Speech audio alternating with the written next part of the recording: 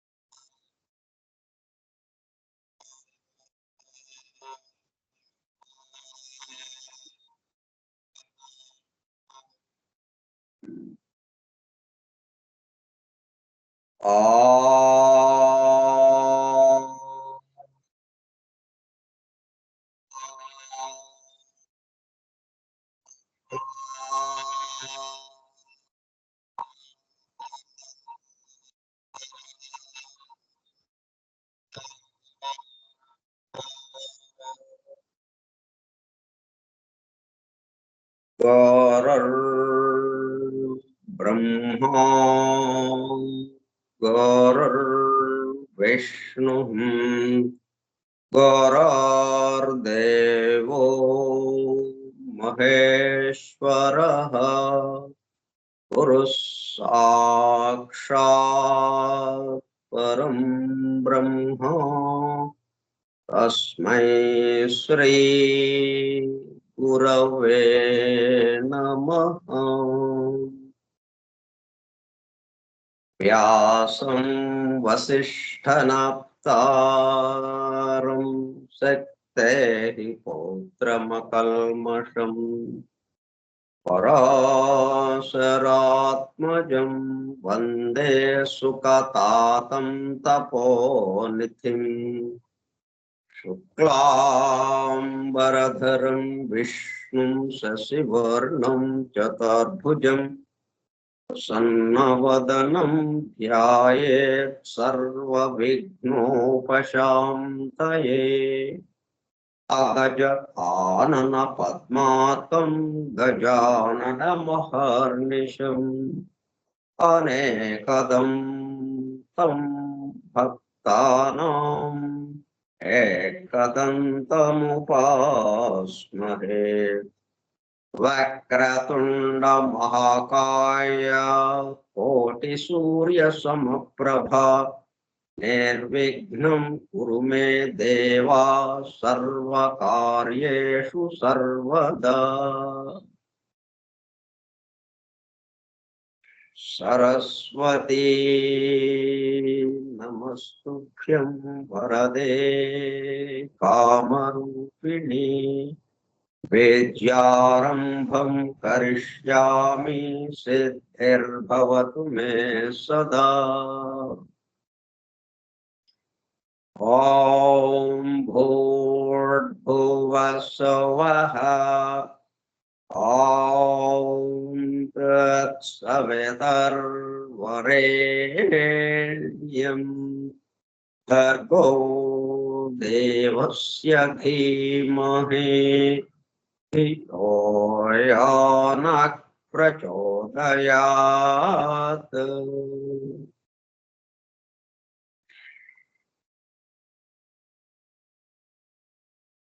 वासुदेव कार्यक्रम परिचय पत्रम।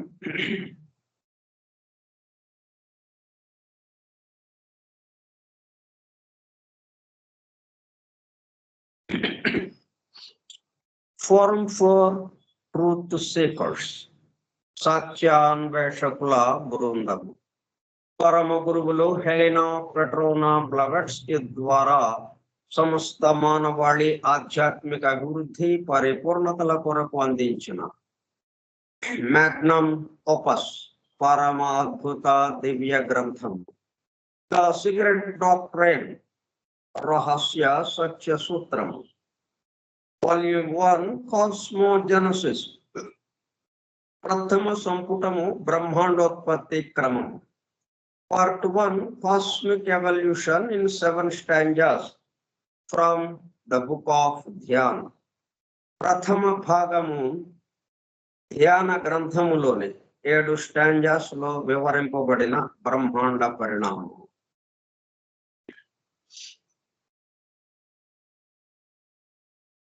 గ్రంథ పఠనము, అధ్యయనము, అవగాహన, ఆత్మదర్శనము కార్యక్రమము. 146వ పాఠము 3/6/2024 సోమవారము సాయంత్రం 4:30 గంటలు.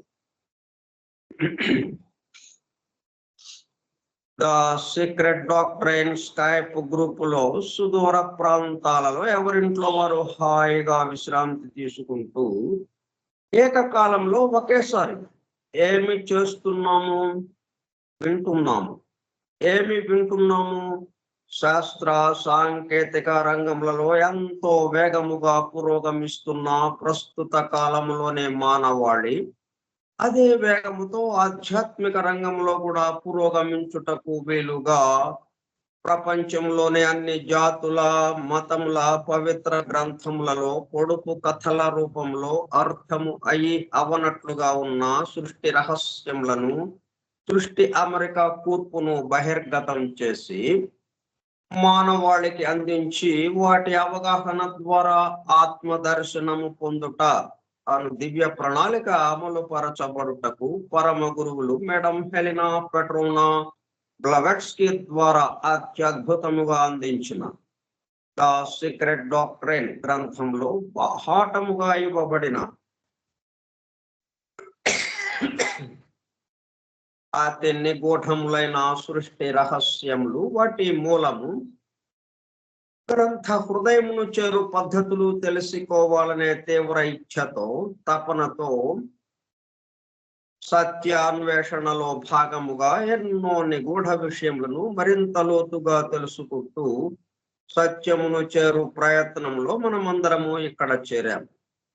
దానితో పాటు ఆధునిక విజ్ఞానము యొక్క దృష్టి పథము నుండి తప్పిపోయిన తత్వదర్శన అన్వేషణలో అనగా సత్యాన్వేషణ కొరకు కూడా ఈ గ్రంథము దగ్గరకు వచ్చాము. The true student of the secret doctrine is a జ్ఞానయోగి అని మేడం బ్లవెట్స్కీ తన చివరి రోజులలో అన్న మాటలను నిజం చేయటానికి మనమందరము జ్ఞానయోగిగా ఒకటకు కూడా ఇక్కడ చేరాము. గత 2 సంవత్సరముల 8 నెలల కాలము పాటు ద సీక్రెట్ డాక్ట్రైన్ గురించి తెలుసుకోవడానికి ప్రయత్నించిన మనం ప్రస్తుతము ఇక్కడ చేరి ద సీక్రెట్ డాక్ట్రైన్ ను తెలుసుకుంటూ ఆపై సమస్త విశ్వముగా రూపుదాల్చిన ద సీక్రెట్ డాక్ట్రైన్ యందు ప్రవేశించి ద సీక్రెట్ డాక్ట్రైన్ గా స్వస్థితి యందు మేల్కాంచుటకు చేస్తున్న చిరు ప్రయత్నమే ఈ కార్యక్రమం. ఈ దివ్య జ్ఞాన మహాయజ్ఞ కార్యక్రమంలో పాల్గొని చెవియొగ్గి వినుచున్న, అనగా ఒళ్ళంతా చెవులు చేసుకుని వినుచున్న ప్రియ సత్యాన్వేషక సోదర శ్రోతలందరకు నమస్కారం. స్వస్థితి యందు మేల్కాంచమంటే ఇంకా అక్కర్లేదులేండి, ఇంకా ఆపేసేద్దాం అని అనుకోవచ్చు. మనం ఇదంతా చేసాము, సాధన అంతా. ముందు గురించి అన్నాం, తర్వాత దాన్ని తెలుసుకున్నాం, దాని యందు ప్రవేశించాం, దానిగా స్వస్థితి యందు మేల్కాంచాం. ఓకే, అయిపోయింది కార్యక్రమం. అంటే ఆ స్వస్థితి యందు నిలబడటానికి, ఎందుకంటే సైకిల్ తొక్కుతుంటేనే వెళుతూ ఉంటుంది. చాలా దూరం నుంచి తొక్కామండి, 5 కిలోమీటర్లు తొక్కాం చాలాసేపు నుంచి. ఇక చాలే, అదే వెళ్తుందిలే అని తొక్కటం ఆపేస్తే ఏదో అంతకుముందున్న ఆ వేగాన్ని తగ్గినట్టుగా కొంచెం కొద్ది దూరం వెళుతుంది, అక్కడ ఆగిపోతుంది. తొక్కటం ఆపామా ఆగిపోతుంది. కాబట్టి ఏ స్థితి అయినా కానీ ఆపామా ఆగిపోతుంది.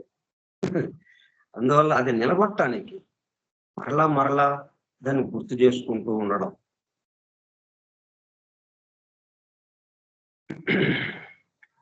అని బెసెంట్ ప్రసాదించిన యూనివర్సల్ ప్రేయర్ ఇన్వొకేషన్.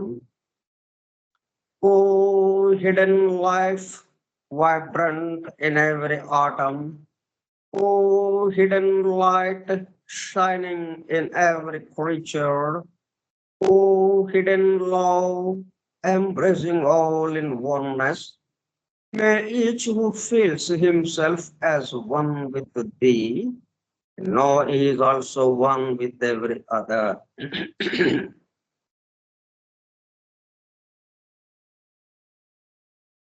మనం స్టాంజా 1లోని 8వ శ్లోకానికి సంబంధించిన విషయం తెలుసుకోవడానికి ప్రయత్నం చేస్తున్నాం.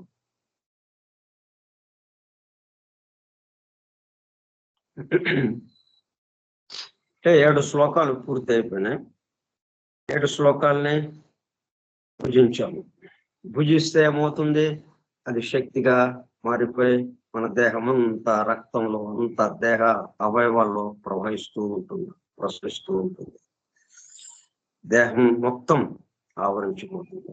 అట్లాగే ఆ 7 శ్లోకాల యొక్క విషయం మొత్తం అట్లా మనం మొత్తాన్ని ఆవరించి ఉంది, శక్తిగా మారిపోయి. ఇప్పుడు 8వ దానికి సంబంధించిన విషయంలోకి వచ్చాము. 8వ శ్లోకానికి. Alone, the one form of existence, stretched, boundless, infinite, causeless, and dreamless sleep. ఏదైనా స్లీప్, నిద్రాస్థితి. ఆ నిద్రాస్థితి కూడా డ్రీమ్లెస్ అంటే గాఢ సుషుప్తి, ఆ స్థితిలో ఉంది ప్రస్తుతం. బహు రూపంబులు ఏకరూపంపై, హద్దులు లేని అంతము లేని కారణాలు లేని దిగంతాల పర్యంతం విస్తరించి జాగ్రత్త స్వప్న అవస్థలను దాటి గాఢ సుషుప్తిలో కరగిపోవంగా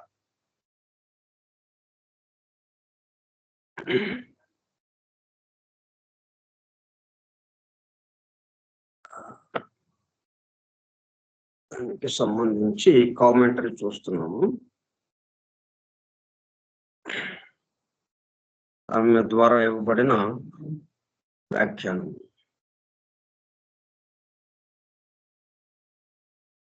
The secret doctrine carries this idea. ఏంటి ఐడియా? దిస్ ఐడియా అంటే దానికి ముందు చెప్పింది. ఎవరి గురించి చెప్పారు దానికి ముందు? సైంటిస్టుల గురించి, బయాలజిస్ట్స్, జీవశాస్త్రజ్ఞులు, కెమిస్ట్స్,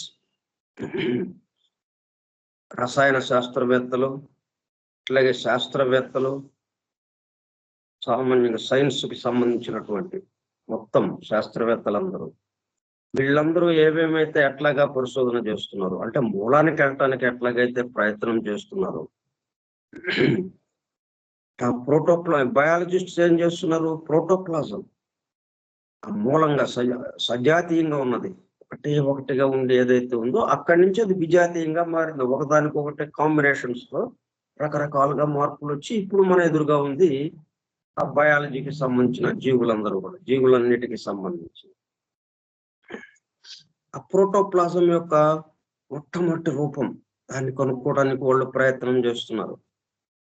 అట్లాగే కెమిస్ట్ వాటి యొక్క ఫర్ దేర్ ప్రోటైల్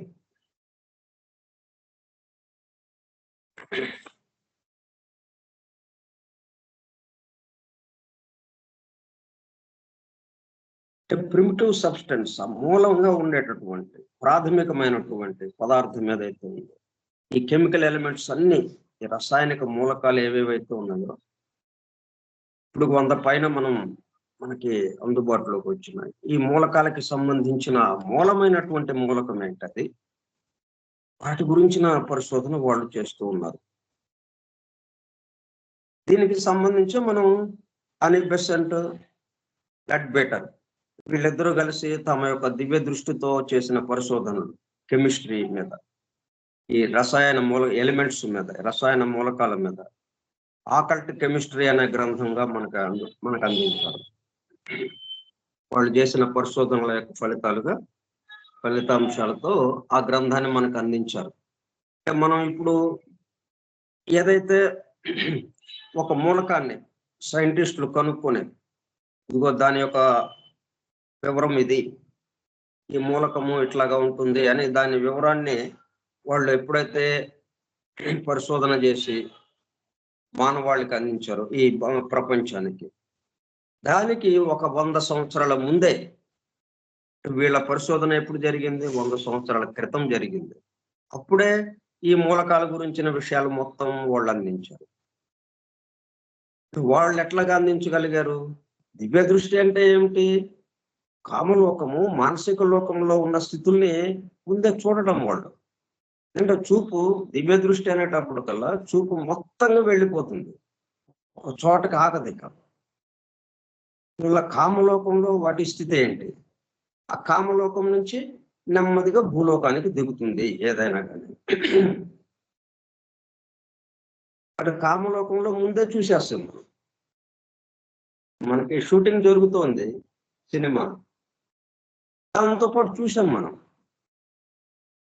తర్వాత వాళ్ళు ఇవి రిలీజ్ చేయడానికి ముందు సినిమా వేసుకుని సినిమాని ప్రదర్శించుకుని దాన్ని చూస్తారు. వాళ్ళు రషెస్ అని అంటారు. అక్కడ కూడా మనం ఉన్నాం. అప్పుడు ఎవరు చూడలేదు, ఏ ప్రేక్షకుడు చూడలేదు ఈ ప్రపంచంలో. కొంతమంది మేము చూసాము అక్కడ.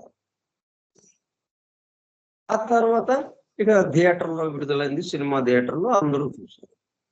కానీ వాళ్ళకన్నా ముందు మనకు తెలిసింది. అందువల్ల దానికన్నా ముందు స్థితిలో మనము చూడటం వల్ల అట్లా లెక్బెటర్ వీళ్ళు బెసెంట్ వారికి కళ ఆ దివ్య దృష్టితో, అంటే ఆ పీనియల్ గ్లాండ్ 3వ కన్నుగా వారిలో తెరుచుకోవటం వల్ల, ఆ 3వ కన్ను దాని ద్వారా ఏమైంది? మొత్తాన్ని చూడగలిగారు వాళ్ళు. ఆ విషయాలన్నిటిని వాళ్ళు వివరించారు. సరే, అది అట్లాగా ఉంది. కాబట్టి కెమిస్ట్స్ ఏంటి? ఈ రసాయన శాస్త్రవేత్తలు ఈ రసాయన మూలకాలకి సంబంధించిన మూలం ఏంటి, ఆ మూల పదార్థం ఏంటి, ప్యూరిమిటివ్ సబ్స్టెన్స్ ఏంటి, దాన్ని చూద్దామని చెప్పి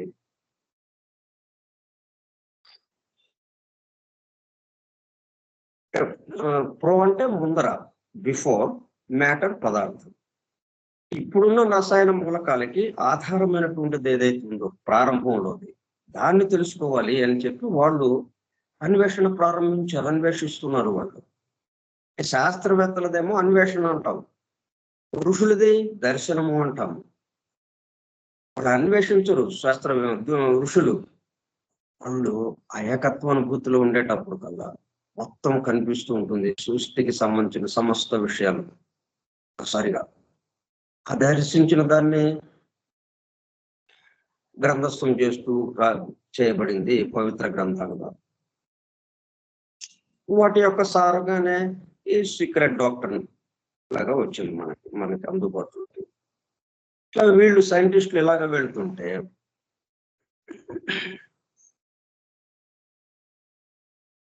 the secret doctor carries this idea. అంటే ఏంటి? సైంటిస్టుల యొక్క అన్వేషణ, మూలానికి వెళ్ళాలి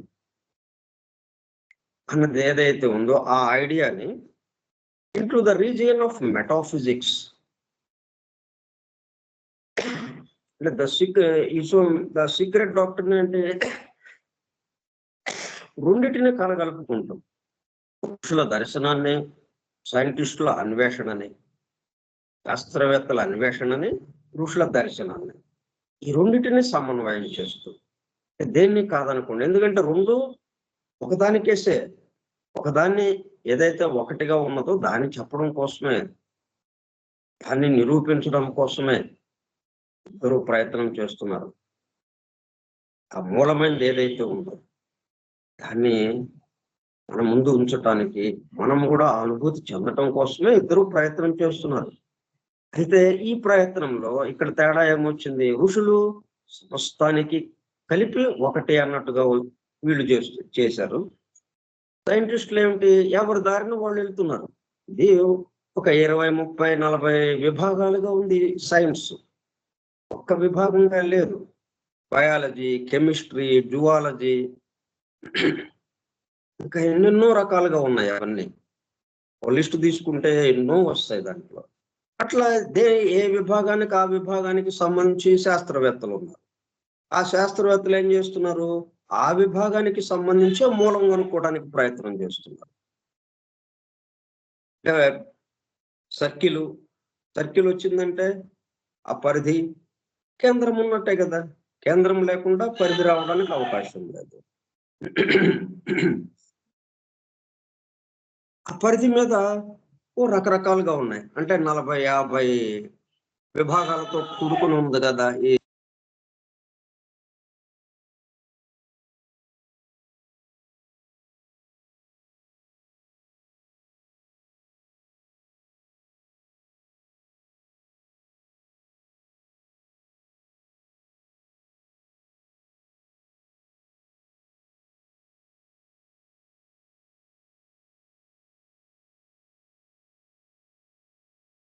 విభాగాలతో కూడుకుని ఉన్నది. కాబట్టి పరిధి మీద 40, ఒక 50 అలా గుర్తు పెట్టామనుకోండి. అవి కేంద్రానికి కదా, అవి కేంద్రానికి ఆ మూలానికి వేసి చూడాలని చెప్పి అవి అన్వేషిస్తూ బయలుదేరినాయి. కేంద్రం వైపుకి బయలుదేరినాయి. అందరూ కూడా కేంద్రం వైపుకే బయలుదేరారు. కానీ ఎవరికి వాళ్ళు ఏమనుకుంటున్నారు, వాళ్ళకి సంబంధించిన మూలం కోసం అన్నట్టుగా అనుకున్నారు. మిగతావి మనతో పాటు మిగతావి ఏవేవైతే ఉన్నాయో ఇవన్నీ కలిపి మొత్తానికి ఒకటే మూలము ఉంది అన్నట్టుగా వెళ్ళటంలో వాళ్ళు.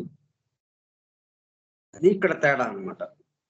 సైంటిస్టులేమో సైన్స్ ఏం చేస్తుంది, ఈ సైంటిస్టుల ద్వారా ఎవరి విభాగానికి సంబంధించి వాళ్ళ మూలానికి వెళ్దామని ప్రయత్నం చేస్తున్నారు.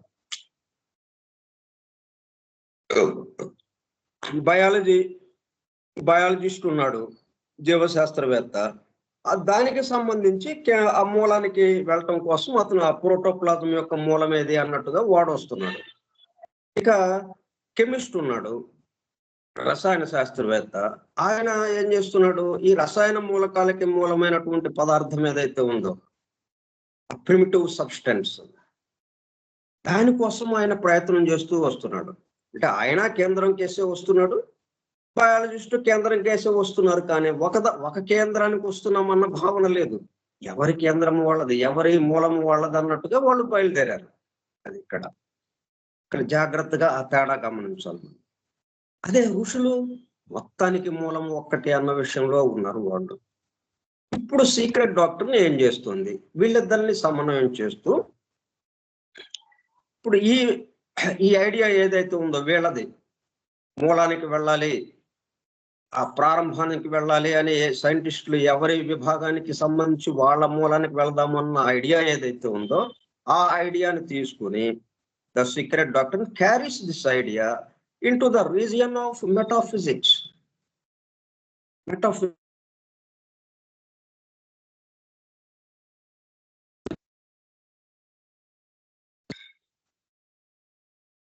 ఫిజిక్స్ అంటే బాహ్యంగా వ్యక్త రూపానికి సంబంధించినటువంటి భౌతిక శాస్త్రం. అది భౌతిక రూపాలకు సంబంధించి భౌతికంగా ఉండేటటువంటి శాస్త్రం ఫిజిక్స్. దానికి మూలంగా ఉండి సూక్ష్మంగా ఉన్నటువంటిది మెటాఫిజిక్స్. ఇది ఆ దివ్య దృష్టి ఉన్నప్పుడు మామూలుగా ఫిజిక్స్ ఎట్లాగైతే భౌతిక శాస్త్రం ఎట్లాగైతే భౌతిక శాస్త్రవేత్తలకి తెలుస్తుందో అట్లా ఈ మెటాఫిజిక్స్ దానికి సంబంధించిన విషయాలు ఆ దివ్య దృష్టి ఉన్న వాళ్ళకి అది అంత తేలిగ్గా కనిపిస్తుంది, అది అంత తేలిగ్గా హాయిగా కనిపిస్తుంది. అది అట్లా మెటాఫిజిక్స్ అన్నమాట. తత్వ విచార సంబంధం అప్రత్యక్షం, మనకి కంటికి మన పంచేంద్రియాలకు అందేది కాదు కాబట్టి తోసేయడానికి లేదు. ఇక్కడ అనుమాన ప్రమాణంతో మనకి తెలియదు అని చెప్పి దాన్ని తోసేస్తే అయ్యే పని కాదు. తెలుసుకోవడానికి ప్రయత్నం చేయాలి, మన బాధ్యత అది. ఎందుకంటే ఇవి తెలుసుకోకుండా మనం సూక్ష్మంగా ఎన్నో విషయాలు ఉన్నాయి. ఈ స్థూలంగా ఉన్న విషయాలన్నిటికీ మూలమైనది సూక్ష్మంగా, ఆధారమైనది సూక్ష్మంగా ఉన్నది. అది మన పంచేంద్రియాలకు అందేది కాదు. పంచేంద్రియాలకి ఎంతవరకు అందుతుంది? భౌతిక స్థితి వరకు మాత్రమే అందుతుంది. ఈ భౌతిక స్థితి ఏంటి? ఇది ఒక భాగం, ఒక పాదం లాంటిది ఇది. మొత్తం 4 భాగాలు వేసుకుని 4 పాదాలు అనుకుంటే ఈ సృష్టి సమస్తము. ఒక పాదం మాత్రమే భౌతికం. మిగతా 3 పాదాలు సూక్ష్మ స్థితిలో ఉన్నాయి, దివ్య స్థితిలో. త్రిపాదశ్యామృతం దివి పాదోస్య విశ్వభూతాని. విశ్వం మొత్తము, జీవులతో ఉన్నటువంటి ఈ విశ్వం మొత్తం కూడా, ఈ భౌతిక సృష్టి అంతా కూడా ఒక పాదంగా ఉంది. మిగతా 3 పాదాలు దివిలో ఉన్నాయి. మనకి పంచేంద్రియాలకి అందని విధంగా ఉంది. కాబట్టి మరి అది తెలియదండి నాకు, కాబట్టి లేదు అని అంటే దాన్ని తెలుసుకోవడానికి ప్రయత్నం చేయాలి మనం. లేకపోతే తెలుసుకున్న వాళ్ళ మీద నమ్మకంతో, విశ్వాసంతో మనం వాళ్ళ దగ్గర చేరి వాళ్ళు చెప్పిన విషయాలని వింటూ నెమ్మదిగా దాన్ని అనుభూతి చెందటానికి, దాన్ని మళ్ళా మనం దాన్ని తెలుసుకోవడానికి ప్రయత్నం చేయాలి. మెటాఫిజిక్స్ అనేటప్పుడు కల్లా based on speculative reasoning and unexamined assumptions that have not been logically examined or confirmed by observations. అది మూర్తిమంతము లేని, అంటే మన కంటితో చూడటానికి అయ్యే పని కాదు అది. ఏ కంటితో చూడాలి? ఆ 3వ కంటితో చూడాలి అది. అట్లా ఈ రెండింటిని ఆమె ఏం చేస్తుందంటే మెటాఫిజిక్స్ లోకి తీసుకొచ్చి అండ్ పోస్టులేట్స్ ఒక సిద్ధాంతీకరించారు. ద సీక్రెట్ డాక్టర్ ఏం చేస్తుంది? రహస్య సత్య సూత్రం అంటే ఏంటి?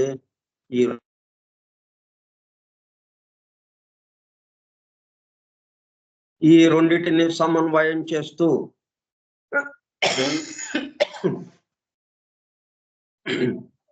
ఒక సిద్ధాంతాన్ని, ఒక సూత్రాన్ని మనకు అందించారు. ఏంటది?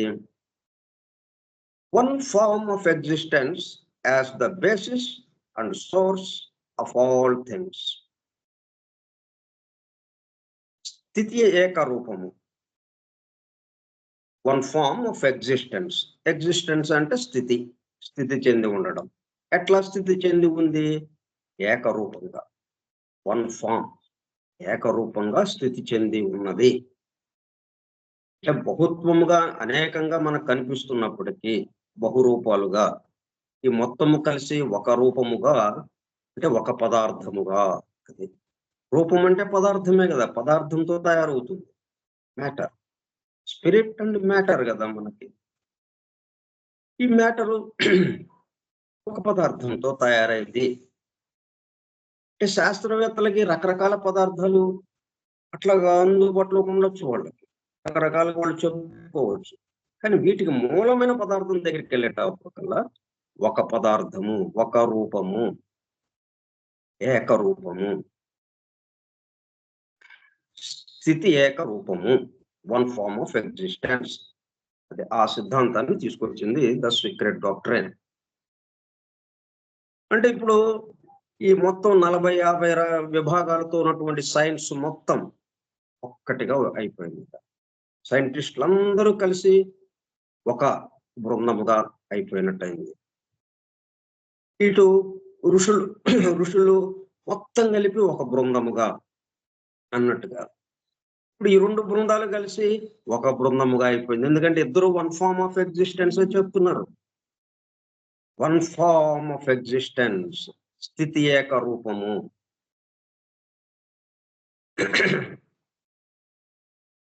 ఇద్దరు ఒకే స్టేట్మెంట్ వచ్చేటప్పుడు కల్లా ఇద్దరు ఒక బృందంగా మారిపోయి 2 బృందాలలో ఒక బృందం అయిపోయింది. అట్లా తీసుకొచ్చింది ద సీక్రెట్ డాక్టర్. అంటే వీళ్ళిద్దరిని సమన్వయం చేస్తూ as the basis and source of all things, పునాదిగా, మూలముగా, మొత్తానికి పునాది మూలము అయింది ఒకే ఒక రూపము. But perhaps the phrase, the one form of existence, is not altogether correct.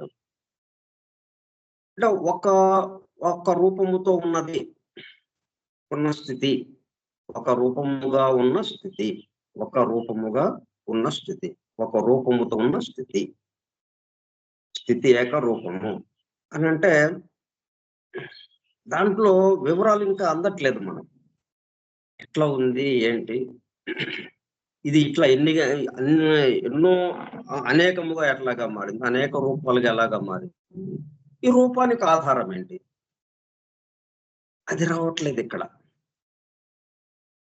తర్వాత ఇది ఎక్కడికి పోతుంది, ఏమవుతోంది, మన కంటికి కనిపిస్తుందంటే అంతకుముందు లేదుగా, ఇవాళ కనిపించింది. ఇవాళ కనిపించిందంటే మనకు ఎప్పుడైతే కనపడిందో ఆ కనపడ్డదానికి ముందు నుంచి అది లేదు, మనకు కనపడ్డప్పటి నుంచే అది ఉంది. మళ్ళీ కాసేపు ఉన్న తర్వాత మళ్ళీ కనపడలేదు, తర్వాత అదృశ్యం అయిపోయింది. అట్లా అన్నీ అలాగ ఉన్నాయి కదా మనకి. అదృశ్యం అయిపోయిన దగ్గర నుంచి మళ్ళీ కనపడలేదు. ఇట్లాగా కనపడక ముందు ఒక స్థితి ఉంది, కనపడ్డప్పుడు ఒక స్థితి ఉంది, కనపడకుండా అదృశ్యమైపోయినప్పుడు ఒక స్థితిగా ఉంటుంది. మొత్తం 3 స్థితులు మనకి అవగతం అవుతుంది. మనకి మన ముందు ఉంటున్నాయి 3 స్థితులు. మనకి ఆ 3 స్థితులే సృష్టి, స్థితి, లయము. ఇట్లా వీటికి సంబంధించినటువంటి విషయాలు ఆ వన్ ఫార్మ్ ఆఫ్ ఎగ్జిస్టెన్స్ అన్న ఫ్రేజులో, అన్న పదంలో, స్థితి ఏకరూపము అన్న పదంలో మనకు అందుబాటులోకి రావట్లేదు. అందుకనే ఇది ఎందుకు వచ్చింది అంటే, వీళ్ళిద్దరిని సమన్వయం చేస్తూ చెప్పాల్సిన సమయం వచ్చినప్పుడు ఈ సైంటిస్టులు, ఋషులు, శాస్త్రవేత్తలు, ఋషులు వీళ్ళిద్దరిని కలిపి ఒకదానిగా చేసే సమయంలో కొంత మేరకే ఒక పదం బయటకు వచ్చింది, స్థితి ఏకరూపము, వన్ ఫార్మ్ ఆఫ్ ఎగ్జిస్టెన్స్. దీనికి కొంచెం వివరణ, ఇంకొంచెం పదము, అంటే దీనికి పదం ఉంది, అయితే ఇంగ్లీష్లో మనకి ఇచ్చేటప్పుడు కల్లా ఇంగ్లీషు భాషలో అది ఆ ఇంగ్లీష్ భాషలో పదాలు తక్కువగా ఉండడం వల్ల, అంటే కొన్ని స్థితుల్ని తెలియజేయటానికి, వ్యక్తీకరించడానికి ఆ భాష సరిపోవడం లేదు. ఆ భావాన్ని వ్యక్తీకరించడానికి భాష నిండుగా ఉండాలి.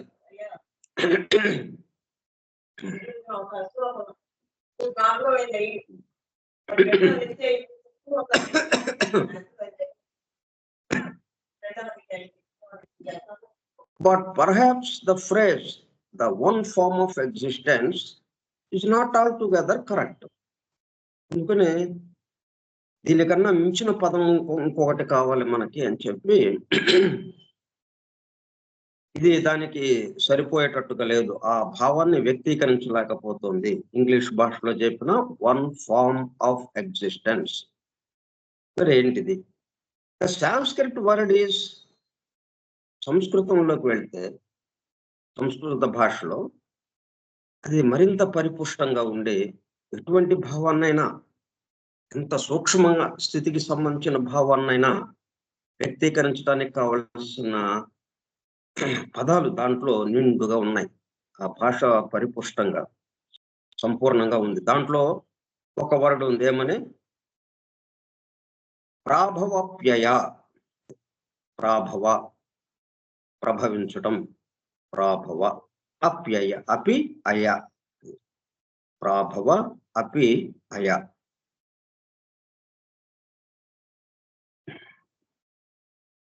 Let the place, or rather plane, whence emerges the origination and into which is the resolution of all things.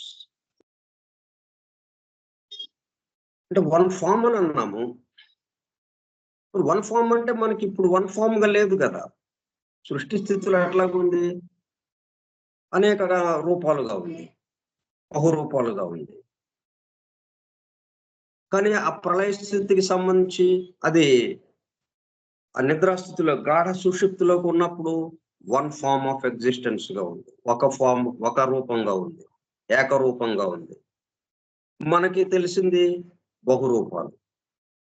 ఈ రెండు మరి ఎట్లాగా? అంటే ఆ ఏకరూపమే ప్రభవ అనేక రూపాలుగా సృష్టింపబడి స్థితి చెంది కొన్నాళ్ల పాటు ఉండి కొంతకాలం మరలా లయమైపోతూ ఉన్నది. ప్రళయ స్థితిలోకి వెళ్ళిపోతూ ఉన్నది. ఆ ప్రళయ స్థితిలోకి వెళ్ళిందే ఇప్పుడు మనం చూస్తున్న వన్ ఫార్మ్ ఆఫ్ ఎగ్జిస్టెన్స్. ఈ వన్ ఫార్మ్ ఆఫ్ ఎగ్జిస్టెన్స్ కి ముందేముంది? బహురూపాలు. దానికి ముందేముంది? మళ్ళా ఏకరూపమే. అంటే ఇవన్నీ ఎక్కడ ఉన్నాయి మళ్ళీ? ఒకే స్థలంలో. The place or rather plane, ఒకే స్థలంలో, ఒకే చోటులో, ఒకే తలములో. When emerges the origination,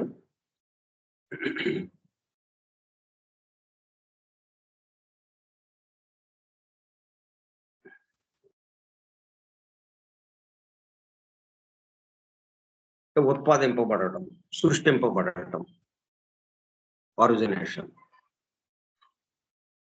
bringing into existence, ఉత్పత్తి అగటం, ఆరంభం అవటం, ఒరిజినేషన్ అంటే. When emerges the origination, బయటకు వ్యక్తం అవటం, ఎమర్జెస్, ఉత్పాదింపబడటం. ఈ ఫోన్ ఉంది, అంతకుముందు లేదు. చిట్ట చివరికి ఫోను ఆ ఫ్యాక్టరీలో మొత్తం స్పేర్ పార్ట్స్ అన్ని తయారు చేస్తుంటారు ముందు. విడిభాగాలు తయారు చేసిన తర్వాత ఆ విడిభాగాలు మొత్తాన్ని కలిపి ఒక సెక్షన్ నుంచి మొత్తం కలిపినటువంటిది ఇప్పుడు మన చేతిలో ఏదైతే ఉందో అది అప్పుడు వ్యక్తం అవుతుంది. అంతకు ముందు వరకు విడిభాగాలుగా ఉంటుంది. ఆ విడిభాగాలు తయారు కాకముందు అసలు ఏమీ లేదు. చోటు ఉంది. చోటులో ఏముంది? ఈ విడిభాగాలన్నీ ఉన్నాయి. ఈ ఫోనుకి సంబంధించి విడిభాగాలన్నీ కలిపినటువంటి ఫోన్ ఉంది ఈ చోట్లోనే. ఎట్లాగుంది? గాఢ సుషుప్తిలో ఉంది. ఆ తర్వాత ఎమర్జ్, బయటకు వచ్చింది ఆ సంకల్పం ద్వారా, బ్రహ్మ యొక్క సంకల్పం అన్నట్టుగా. దీన్ని ఫోన్ ని తయారు చేయాలని ఆ మ్యానుఫ్యాక్చరర్ ఎవరైతే సంకల్పించాడో వాడు బ్రహ్మ. ఫ్యాక్టరీ యజమాని బ్రహ్మ. వాడు దాన్ని తయారు చేయించడం మొదలు పెట్టాడు. స్పేర్ పార్ట్లు ముందు వచ్చినాయి. దాన్ని దాన్ని ఆ విడి భాగాలను మొత్తాన్ని కలిపారు. ఫోన్ తయారైపోయింది. బయటకు వచ్చింది ఫోన్. అట్లాగా when emerges the origination, ఎప్పుడైతే ఉత్పాదన చేయబడిందో, బయటికి వ్యక్తమైందో, ఆరంభమైందో, and into which is the resolution of all things.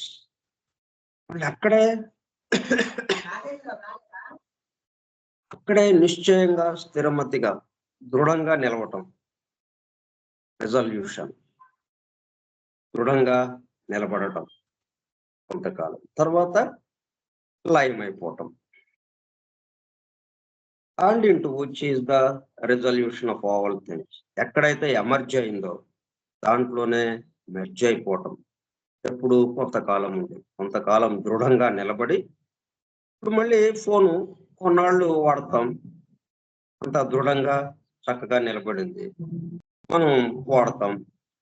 మనం వాడిన తర్వాత మనం ఇది చాలా నాళ్ళ నుంచి వాడుతున్నాము, కొత్త రకం ఫోన్ తీసుకుందామని చెప్పి ఇది ఇంకొంచెం తక్కువ స్థాయి ఉన్న వాళ్ళకి, తక్కువ ఆర్థిక స్థితిగతులు ఉన్న వాళ్ళకి అది ఊరికే ఇవ్వడము, లేకపోతే తక్కువ రేటుగా అమ్మటము చేస్తాం. అది కొన్నాళ్ళు వాడుకుంటాడు దాన్ని. చివరికి అది మొత్తం వేస్ట్ దాంట్లోకి వెళ్ళిపోతుంది. మళ్ళీ ఎక్కడ విభాగాలు అక్కడే మొత్తం విడిపోతాయి. మొత్తం ఆ విడిభాగాలన్నీ నేలలో కలిసిపోతాయి. మళ్ళీ మెర్జ్ అయిపోయింది. ఫోన్ లేదు, ఇక విడిభాగాలు లేవు. ఇంకా ఇవి రావడానికి ముందే స్థితి ఉందో ఆ స్థితిగా చోట్లో కలిసిపోయింది, లయమైపోయింది. అట్లాగే ఈ సృష్టి అంతా కూడా ఇదంతా ఒకే చోట జరుగుతోంది. ఎక్కడైతే ప్రభవిస్తోందో ప్రాభవ అప్యయ అక్కడే దృఢంగా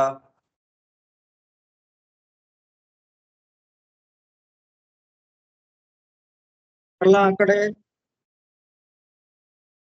అదృశ్యమైపోతుంది, కనబడకుండా లయమైపోతుంది. ఇంత ఉంది ఆ వన్ ఫార్మ్ ఆఫ్ ఎగ్జిస్టెన్స్ అన్న దాంట్లో. మరి ఆ అర్థం అంతా వచ్చిందా దాంట్లో? రాలేదు. ప్రాభవాప్యయ ప్రాభవాప్యయ అన్న దాంట్లో మొత్తం విషయమంతా దాంట్లో దాగి ఉంది. అది వ్యక్తీకరిస్తుంది ఆ భావాలన్నిటిని. సూక్ష్మంగా జరిగే ఈ సృష్టి రాకముందు, సృష్టి వచ్చిన తర్వాత, ఆ స్థితి చెంది తర్వాత లయమైపోవటం, ఇదంతా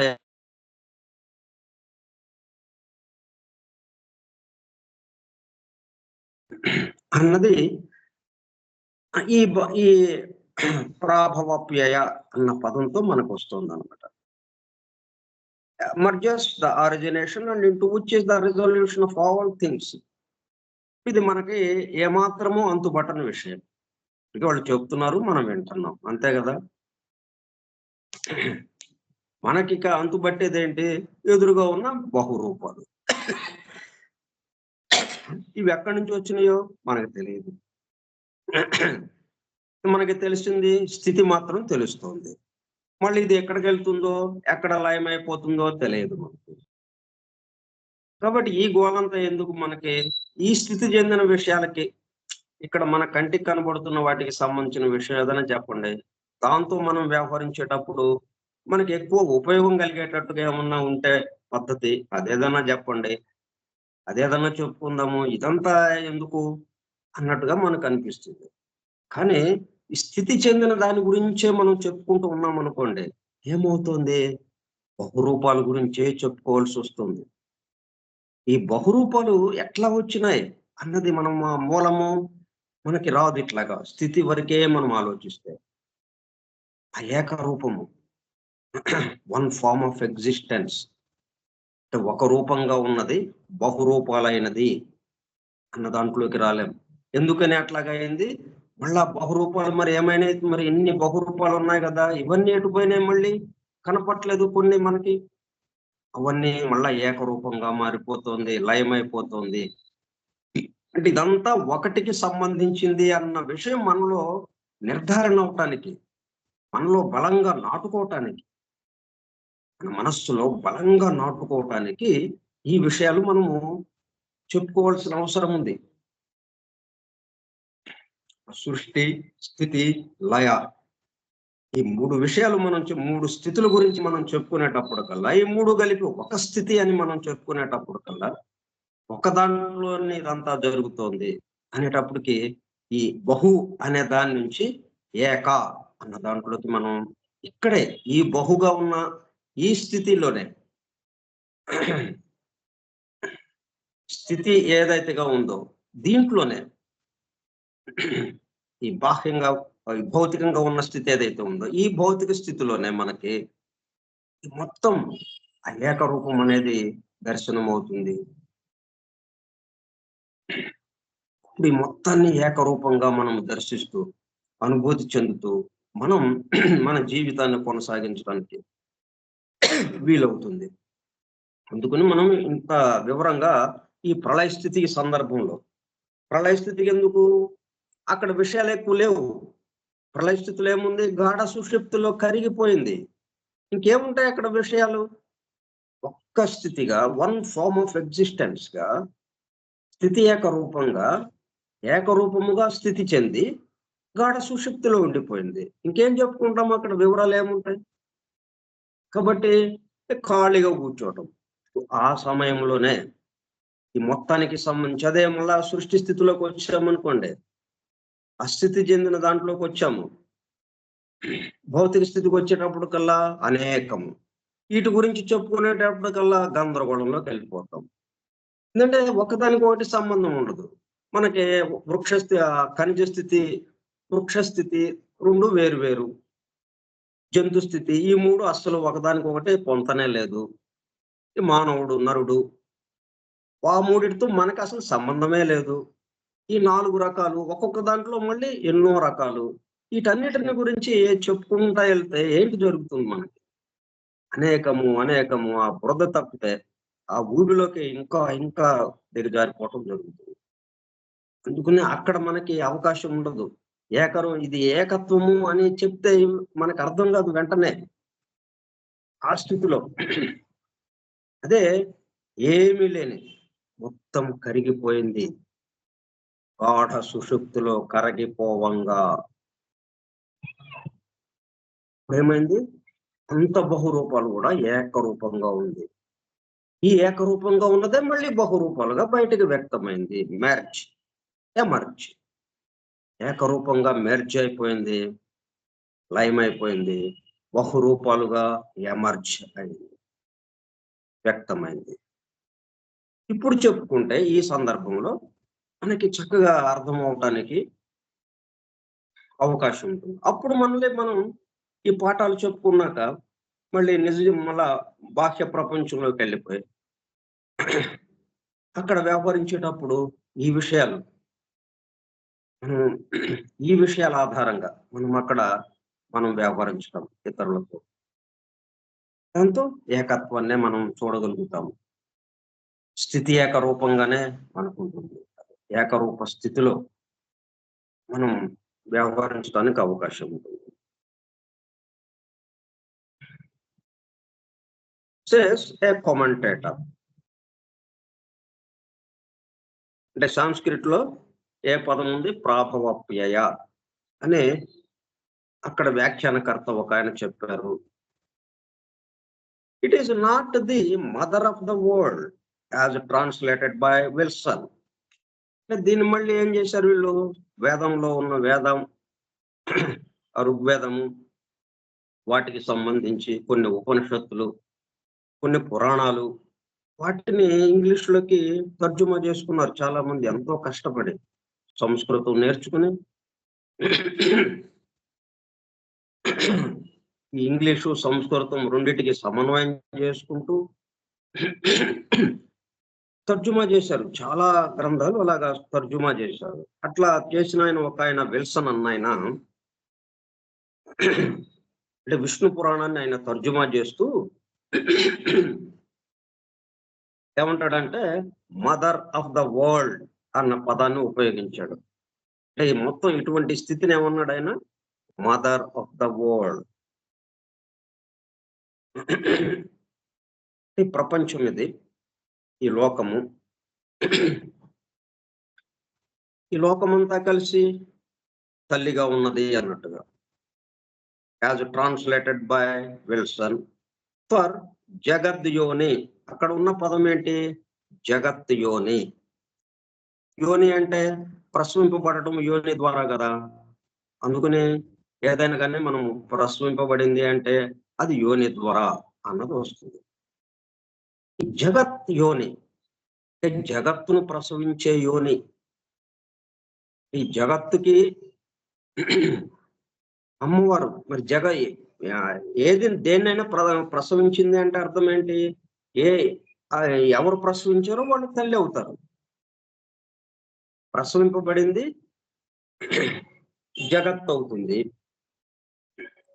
లేకపోతే మన తల్లిదండ్రులు అంటే పిల్లల్ని ప్రసవిస్తారు. తల్లి ఇక్కడ ఏమవుతుంది?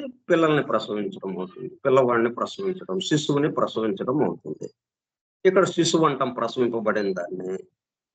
ఆ శిశువుని ఎవరైతే ప్రసవించారో వాళ్ళని తల్లి అంటాం. అంతే కదా. అట్లాగా దాంట్లో ఉన్న విష్ణు పురాణంలో ఉన్న పదం ఏంటి? జగత్ యోని. అంటే అక్కడ ఆ యోని ఎవరిది? యోని నుండి ఎవరు ప్రసవింపబడ్డారు? జగత్. ఈ భౌతిక జగత్తంతా ప్రసవింపబడింది. ఎవరి దగ్గర నుంచి ఎవరు ప్రసవించారు? మదర్. ఎవరైతే ప్రసవించారో వాళ్ళని తల్లి అంటాం. ఆ జగత్ యోని అన్న పదాన్ని ఆయన ఏం చేశాడంటే మదర్ ఆఫ్ ద వరల్డ్ అన్నాడు అనమాట. ఇప్పుడు ప్రసవించింది కాబట్టి ఆమె తల్లి అంటారు కదా.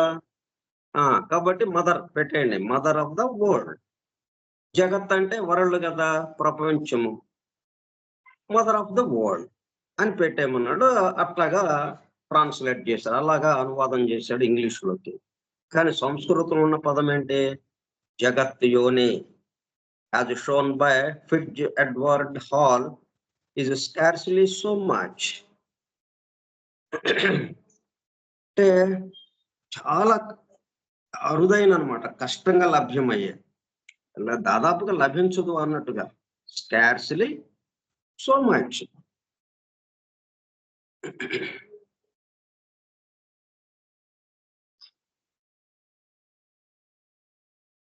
సో మచ్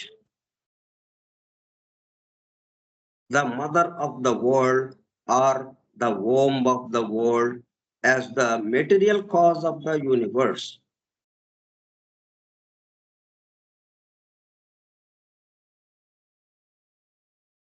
ఇందులో ఈ పదం ఎందుకు సరిపోవట్లేదంటే the mother of the world.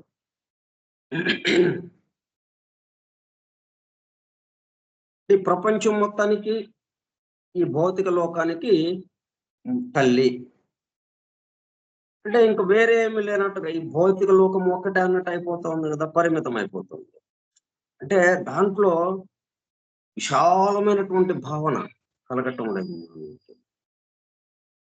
World అని ఏదైతే ఉందో ఆ వరల్డ్కి మదర్, అంటే ఆ వరల్డ్ని మాత్రమే ఆమె ప్రసవించింది కాబట్టి ఆమె తల్లి, ఈ ఈ భూలోకానికి తల్లి అన్న భావన వస్తుంది. Mother of the world or the womb of the world. లేకపోతే ఈ ప్రపంచానికి, ఈ భౌతిక ప్రపంచం ఏదైతే ఉంది, ఈ భౌతిక సృష్టి పోనే భౌతికంగా ఏదైతే ఉందో ఈ భౌతికం మొత్తానికి ఓం అంటే గర్భము, అంటే గర్భాశయము, ఉత్పత్తి స్థానము అని అంటాం కదా. ఆ గర్భం ముందు ఉంచబడింది ఈ ప్రపంచము. అక్కడి నుంచి బయటకు వస్తుంది అన్నట్టుగా ఆ పదాన్ని వాడటం జరిగింది, the womb of the world. As కానీ దాంట్లో పూర్తి అర్థం రాలేకపోతుంది. అసలు ఎట్లాగా ఉండాలి? Material cause of the universe. ఈ విశ్వం రావడానికి బాహ్య కారణం, కాజ్, మెటీరియల్ కాజ్.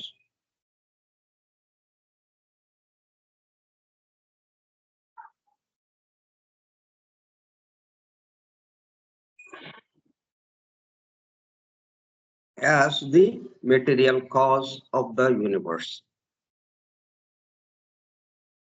అట్లా అంటే అంతకు ముందు ఉన్నదే ఇప్పుడు వ్యక్తమవుతోంది అన్న భావమేమో రావటం లేదు ఇక్కడ. ప్రళయ స్థితి ఉంది, లయస్థితి ఉంది కదా, లయము. అంతకుముందు లయమైపోయింది. లయమైపోయిన తర్వాత ఏం జరుగుతుంది? మళ్ళీ ప్రసవిస్తుందా? కాదు అక్కడ. అంటే మనకి ఆ ప్రసవిస్తుంది అన్నట్టుగా ఉదాహరణకి చెప్పారు కానీ అక్కడ ఆ లయమైన చోట నుంచే మరలా వ్యక్తమవుతోంది. ఉన్నదే అనేక రూపాలుగా వ్యక్తమవుతోంది. ఏకరూపంగా లయమైంది. లయమైనప్పుడు ఏమైంది? ప్రళయ స్థితిలో ఏకరూపమైంది. మరలా బహురూపంగా బయటకు వ్యక్తమైంది, ఎమర్జ్ అయింది. ఇక్కడ ఏంటి? Material cause of the universe అంటే ఈ విశ్వానికి కారణముగా. విశ్వం అప్పుడేమైంది? కార్యమైంది. కారణం ఎవరు? మదర్. కారణాన్ని మదర్ గా చెప్పి విశ్వం వచ్చిందంటే, ఏదైనా వచ్చింది అంటే ఎవరో ఒకళ్ళు ప్రసవించాలి కదా, వారి నుండి వచ్చింది కాబట్టి వాళ్ళు కారణమయ్యారు. ఎవరైతే ప్రసవించారో వాళ్ళు కారణమయ్యారు. ప్రసవింపబడ్డది కార్యమైంది. అంటే యూనివర్స్ కార్యము, ఎఫెక్ట్. దీనికి కారణము మదర్ అన్నట్లుగా కూడా అది వచ్చింది. కానీ the Puranic commentators explain it by కారణ. పురాణాల్ని అందించినటువంటి ఆ ఋషులు ఎట్లా చెప్పారు ఋషులు, ఎక్స్ప్లెయిన్ ఇట్, వాళ్ళు ఎట్లా వివరించారు అంటే బై కారణ అంటే cause, but the esoteric philosophy. అంటే ఇక్కడ మామూలుగా భౌతికంగా ఉన్నటువంటి ఈ పండితులు వీళ్ళు ఎవరైతే ఉన్నారో అంటే విల్సన్, తర్వాత ఎడ్వర్డ్ హాల్, ఇట్లా వీళ్ళు చెప్పిన విషయం, అట్లాగే పురాణ కర్తలు చెప్పిన విషయం, వీటిని సమన్వయం చేస్తూ ఈసోటరిక్ ఫిలాసఫీ ఏం చెప్తుంది అది మనం రేపు చెప్పుకుందాము. స్వస్తి ప్రజాభ్యః పరిపాలయంతాం న్యాయేణ మార్గేణ మహీం మహిషాః గో బ్రాహ్మణేభ్యః శుభమస్తు నిత్యం. లోకా సమస్తా సుఖినో భవంతు. లోకా సమస్తా సుఖినో భవంతు. లోకా సమస్తా సుఖినో భవంతు. ఓం శాంతి శాంతి శాంతి. వాసుదేవ.